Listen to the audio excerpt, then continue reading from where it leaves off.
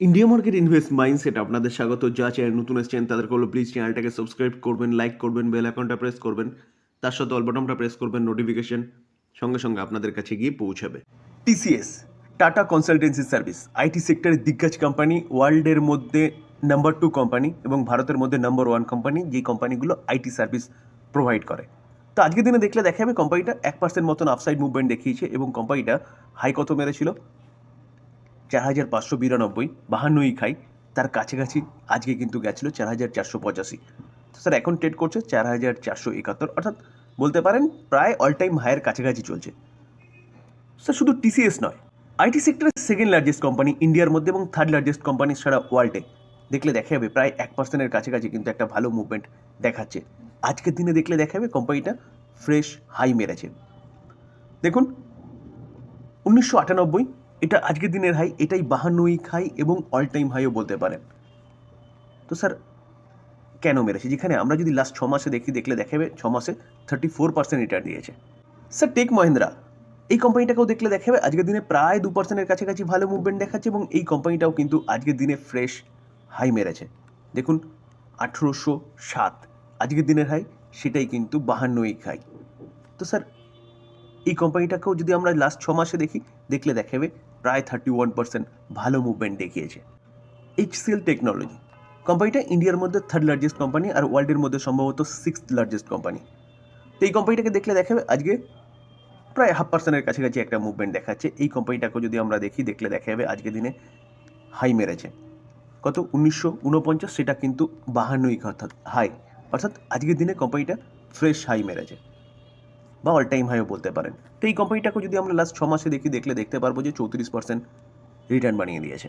তার পাশাপাশি উইপ্রোকেও দেখলে দেখা যাবে দেখুন আজকের দিনে 0.5%-এর ওপর একটা ভালো মুভমেন্ট দেখাচ্ছে, যেখানে আজকের দিনে এই কোম্পানিটাও হাই মেরেছে। দেখুন 313.80, সেটা কিন্তু 52ই খাই বলতে পারেন। যেখানে স্যার আমরা যদি এই কোম্পানিটাকে লাস্ট 6 মাসে দেখলে দেখা যাবে এই কোম্পানিটা লাস্ট 6 মাসে কিন্তু 30% রিটার্ন বানিয়ে দিয়েছে। তার পাশাপাশি এলটিআই মাইন্ডট্রি, আরেকটা আইটি সেক্টরের দিগ্গজ কোম্পানি, এই কোম্পানিটাকেও দেখলে দেখা যাবে আজকের দিনে 1.28% একটা ভালো অফসাইড মুভমেন্ট দেখাচ্ছে, যেখানে এই কোম্পানিটাকেও দেখলে দেখা যাবে আজকের দিনে কিন্তু এই কোম্পানিটাও ফ্রেশ হাই মেরেছে 6,734 আজকের দিনের হাই, সেটাই কিন্তু 52ই খাই 6,734। তো স্যার এইভাবে দেখলে দেখা যাবে প্রতি কটা আইটি সেক্টরের কোম্পানি কিন্তু ভালো মুভমেন্ট দেখাচ্ছে, আর এই কোম্পানিটাকে যদি দেখি লাস্ট 6 মাসে দেখলে দেখা যাবে প্রায় 35% রিটার্ন দিয়েছে। তো স্যার এতটা কেন রিটার্ন দিচ্ছে? যেখানে কিন্তু মোটামুটি আমার ভিডিও যারা মানে অনেকদিন ধরে দেখছেন তারা জানেন যে আমি কিন্তু আপনাদেরকে বলেছিলাম যে আইটি সেক্টরের ভালো সময় আসতে চলেছে, এখন কিন্তু ভালো সময়ের মধ্যে দিয়ে চলছে। যেখানে আমরা যদি এই কোম্পানিটারে দেখলে দেখা যাবে দেখুন লাস্ট 1 বছরে 16% রিটার্ন দিয়েছে। আমরা যদি কোম্পানিটা লাস্ট 5 বছরে দেখলে দেখা যাবে অনলি ফর 51% রিটার্ন দিয়েছে, যেখানে এই কোম্পানিটা কন্টিনিউয়াসলি কিন্তু এই কোম্পানিটার চার্ট দেখলে বোঝা যাবে না, কারণ এই কোম্পানিটার চার্ট এখনও অ্যাডজাস্ট হয়নি, কারণ এলটিআই এবং মাইন্ডট্রি এই দুটো কোম্পানি অ্যাড হওয়ার পরে কিন্তু চার্টটা অ্যাডজাস্ট হয়নি। তো আমরা ইনফোসিসের চার্ট দেখে একটু বুঝবো, যেখানে আমরা যদি তাহলে দেখতে পারবো যে এক বছরে 35% রিটার্ন দিয়েছে। ওকে, আমরা যদি কোম্পানিটার 5 বছর রিটার্ন দেখলে দেখাবে 180%, কিন্তু স্যার এই জায়গা থেকে যদি আপনি এই জায়গায় রিটার্ন দেখলে দেখা যাবে হার্ডলি 1-2% রিটার্ন দিয়েছে। চলুন একটু দেখি।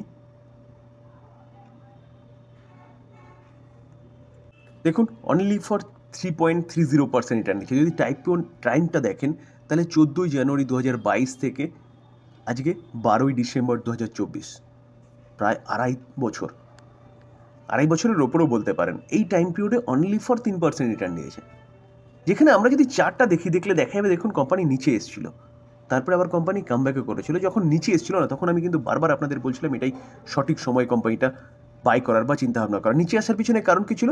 কারণ ছিল ইউক্রেন রাশিয়ার যুদ্ধ, ইনফ্লেশন বাড়া, রেট হাইক করা, যেখানে এই কোম্পানিগুলোর বিজনেস, অর্থাৎ আইটি সার্ভিস প্রোভাইড করে কোম্পানিগুলো, এই কোম্পানির বিজনেসে এফেক্ট করেছিল। কারণ আমাদের দেশের যতগুলো আইটি কোম্পানি আছে সবকটা কোম্পানি 80-85% বিজনেস নর্থ আমেরিকায় এবং ইউরোপে করে।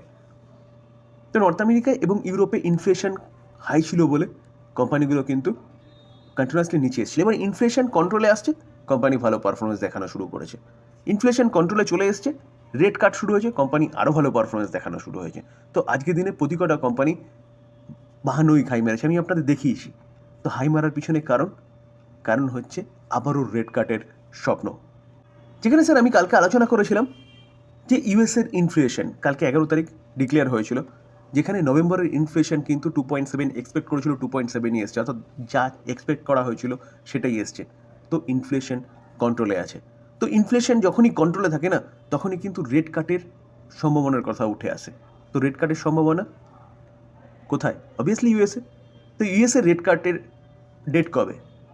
স্যার আমাদের এখানে এমপিসির বৈঠকে কি করে রেড কাট হয়, যেটা আমরা দেখেছিলাম 6 ডিসেম্বর আউটকাম এসেছিল।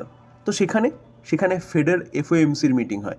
তো এফওএমসির মিটিংয়ে কিন্তু রেড কার্টের ডিসিশন নেওয়া হয়, ইকোনমি কেমনভাবে চলবে, কোন ট্র্যাকে চলবে, ভালো চলবে না খারাপ চলবে, সেখানে কিন্তু পর্যালোচনা করা হয়। এবং এফওএমসির আউটকামে আমরা জানতে পারি যে সেখানের ফেড, আমাদের যেরকম আরবিআই, তাদের হচ্ছে ফেড কী করতে চলেছে। তো সেই জায়গায় দাঁড়িয়ে স্যার ফেডের মিটিং কবে? 17 থেকে 18 ডিসেম্বর। আর এই 18 ডিসেম্বর আমরা কিন্তু আউটকামটা পাবো, অর্থাৎ নেক্সট উইক বুধবার আমরা কিন্তু আউটকামটা পাবো।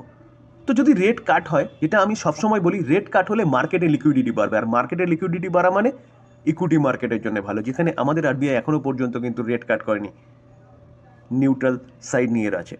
তো আরবিআই গভর্নর চেঞ্জ হয়েছে। তো নেক্সট টাইম দেখা যাক নতুন গভর্নর কী করে।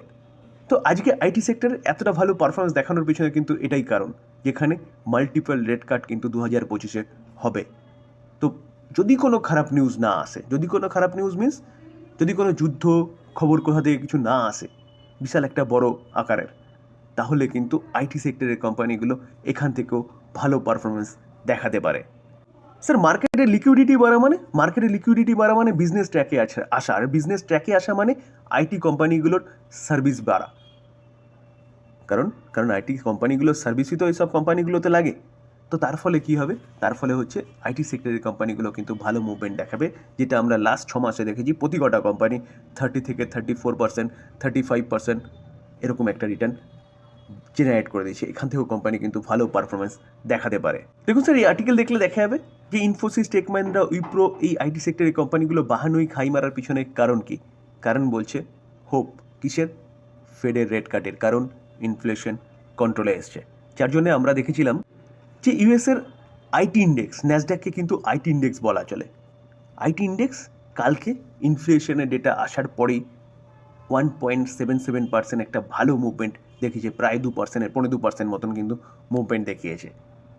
তো স্যার আইটি সেক্টরের প্রতি কটা কোম্পানি আপনি কিন্তু রাডারে রাখতে পারেন লং টার্ম ইনভেস্টমেন্টের জন্য। বেস্ট চোখ বন্ধ করে ভরসা করার মতন কোম্পানি, কিনে ফেলে রেখে দেওয়ার মতন কোম্পানি আপনি কিন্তু ভালো ক্যাপিটাল গেইন তৈরি করে দেবে, এবং তার সাথে কিন্তু ভালো একটা ডিভিডেন্ডও পে আউট করে। শুধু স্যার ইনফোসিস নয়, আমি প্রতি কটা কোম্পানির কথা বললাম। প্রতি কটা আইটি সেক্টরের কোম্পানি, লার্জ ক্যাপ ক্যাটাগরির কোম্পানি ভালো ক্যাপিটাল গেইনের সাথে ভালো একটা ডিভিডেন্ড পে আউট করে, যেখানে দুদিক থেকেই কিন্তু উইন উইন সিচুয়েশন। দেখুন, এই আমরা যদি ইনফোসিসকেও দেখি না, দেখলে দেখা যাবে, দেখুন 5 বছরে 180% রিটার্ন দিয়েছে, অনেকটা রিটার্ন, যেখানে 1 লাখ টাকা প্রায় 3 লাখ টাকা করে দিয়েছে আপনাকে 5 বছরে। তার পাশাপাশি 2% মতন একটা ভালো ডিভিডেন্ড পে আউট করেছে। তো স্যার আর কি চাই? স্যার দুটো আইপিও ওপেন আছে আজকে, সেকেন্ড ডে। বিশাল মেগামার্ট আইপিও, যেটা আমি আগে আলোচনা করেছিলাম আপনাদের সাথে, তার লেটেস্ট জিএমপি কি দেখাচ্ছে? লেটেস্ট জিএমপি দেখাচ্ছে 21। প্রাইস ব্যান্ড কি আছে? 78।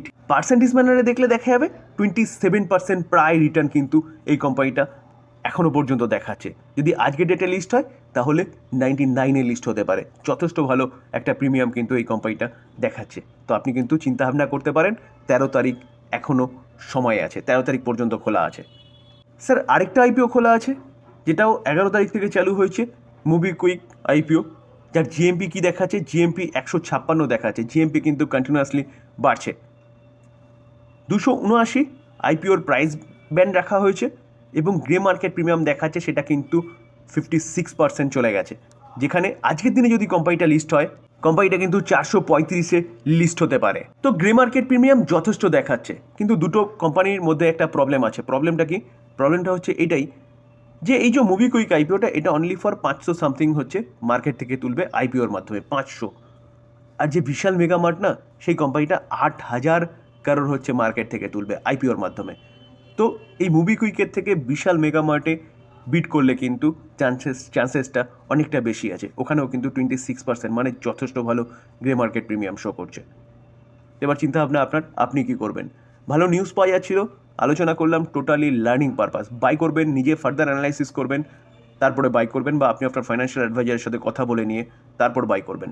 থ্যাংক ইউ, ভালো থাকবেন।